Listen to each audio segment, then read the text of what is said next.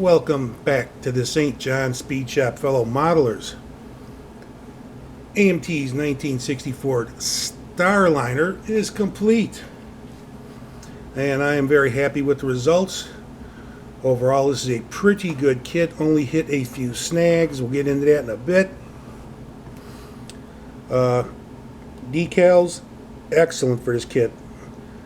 Laid down no problem. Had no issues with the decals. Excellent kit. I definitely build it again. The only issues I had were getting that engine installed, which was in the last video. And the windshield is not a horrible fit, but it's kind of snug, and I had it taped in there when I glued it, and it worked its way loose, so there's a bit of a gap. And that's really it. The windshield and the getting that engine in.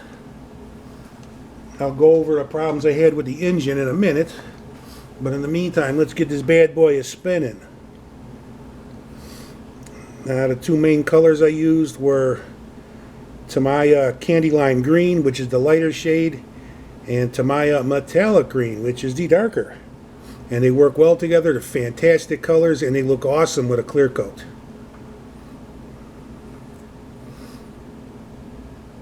Ugh, what happened to the American auto industry? Look at that. How awesome is this car? Man. Who wouldn't want one of these?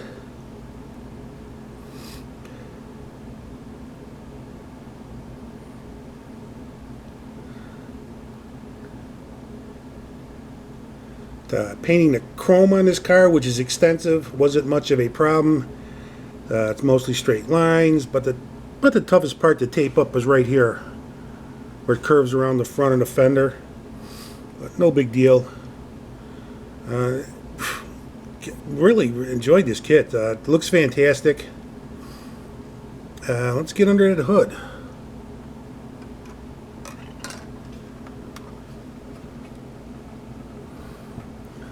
Nicely detailed engine.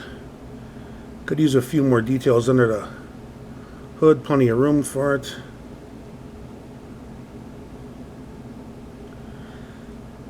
Happy with that. Check out the bottom of the car.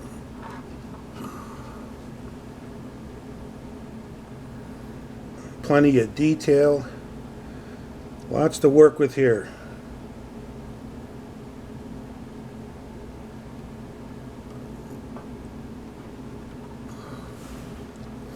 Can't say enough about this kit.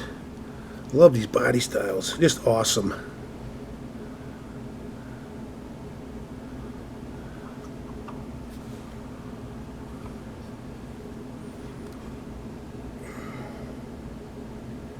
Just a classy looking ride. See if we can get into the interior a little bit. I showed you guys that in the last video. Let's see a little bit of it here.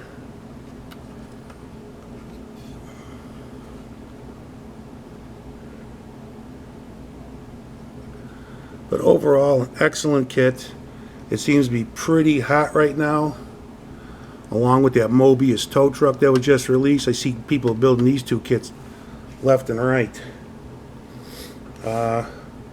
This is my entry for the 60s Rule channel, the Psychedelic 60s group build, hosted by Dan the Man. And Dan the Man, my entry is complete. Hope you like it.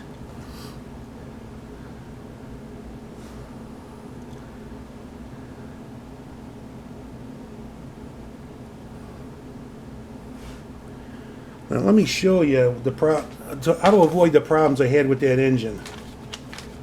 I went over this in the last video, but I'll do it again because this is an annoying pain.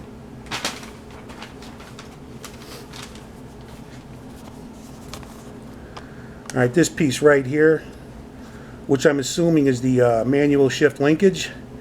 If with that installed on the transmission, you can't get the engine installed. This piece makes contact with the bottom of the transmission hump, so it's got to go, or otherwise you cut a hole in the transmission hump for the stick shift. And this little tube here, which goes along the back of the engine, that was making contact with the firewall, so I got rid of that. You might be able to sneak this one in here, but this one was the big problem. So, for future reference, fellow modelers. And that's about it for this vid. I'm going to shut my trap. I have no idea what I'm building next, but it's going to be something cool, have no doubt.